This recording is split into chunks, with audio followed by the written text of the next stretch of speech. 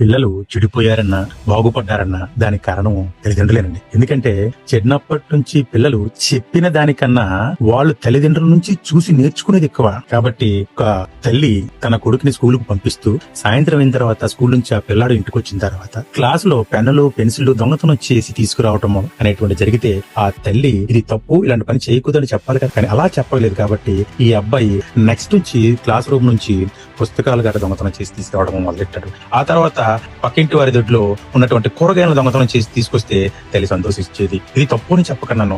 ఇలాగా కుర్రోడు పెరిగి పెరిగి పెరిగి పెద్ద అయిన తర్వాత ఒక దొంగగా మారాడు. లగ్జరీ లైఫ్ కి అలవాటు పడ్డాడు. తర్వాత హత్యలు దారి దోపిడీలు చేయడం మొదలు పెట్టాడు. మరి డిపార్ట్మెంట్ ఊరుకుంటుందండి? పోలీస్ డిపార్ట్మెంట్ తీసుకెళ్లి కేసు కట్టి సెల్లో పెట్టేశారు, జైలుకి పంపించారు. ఆ తర్వాత కోర్టు చివరి జడ్జిమెంట్ కోసం అని చెప్పి సెంట్రల్ జైల్లో నుంచి ఆ అబ్బాయిని ఎస్కాట్ వారు బండిలో తీసుకెళ్తూ ఆ జడ్జి ముందు నిలబెడితే ఆ జడ్జి గారు ఈయన చేసినటువంటి పనుల వల్ల ఆ అబ్బాయికి ఉరి శిక్ష వేశారు. ఆ అబ్బాయి కళ్ళల్లో నీళ్లు. మెట్లు దిగుతూ తన తల్లి ఎదురైనటువంటి తల్లితో, అమ్మా ఒకసారి నీతో మాట్లాడాలి అని అనగానే తల్లి ఇంకెక్కడైనా ఏదైనా ఉంచాడేమో, డబ్బు బంగారం అవి చెప్పటానికి నాకు రమ్మంటున్నాడు నా కొడుకు అని చెప్పి తీసుకెళ్లి చెవి ఇచ్చింది. అబ్బాయి ఏం చేశాడంటే దగ్గరికి వెళ్ళి ఆ చెవి కొరికేశాడు. తర్వాత అక్కడ ఉన్న వాళ్ళు ఏంటి ఇలా చేసావు అని అడిగితే ఆ దొంగ అబ్బాయి, చిన్నప్పటి నుంచి నేను చేసిన దొంగతనాలకి మా అమ్మ ఎప్పుడు ఇది తప్పు ఇలా చేయకూడదు అని చెప్పలేదు. ఒకవేళ ఆనాడే చెప్పు ఉంటే ఈనాడు నాకు ఈ పరిస్థితి రాకపోను అని ఆ దొంగ అయినటువంటి ఆ కొడుకు చెప్పడం జరిగింది. చూసారా? అంటే పిల్లల్ని చిన్నప్పటి నుంచి జాగ్రత్తగా పెంచాలన్నమాట. దీనికి సంబంధించి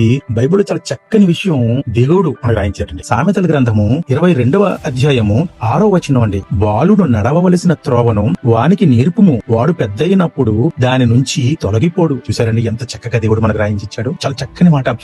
నడవవలసిన త్రోవలో నడిపించాలి. నడవకూడని త్రోవలో నడిపిస్తే ఇలాగే తయారవుతారు పిల్లలు పెద్ద అయిన తర్వాత, సమాజానికి ఒక చీడ పురుగులా. అందరికీ వందనాలు.